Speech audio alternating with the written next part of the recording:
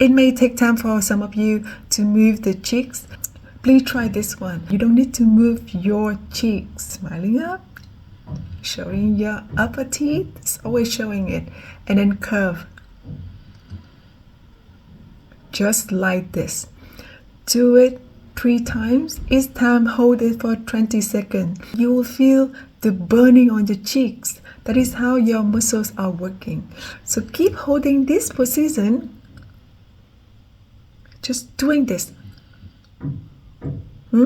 Always show your teeth. As many teeth as possible. At least 8. Please remember that. Even you don't move them, but the way you do the exercise, the way you perform the exercise, to activate your cheeks muscles. Eventually, it will be flexible. Eventually, it will be moved easily, but you have to be patient. This position, doing this position for 2 weeks, and then try the pushing up. You can use the pencil or the buckle lips.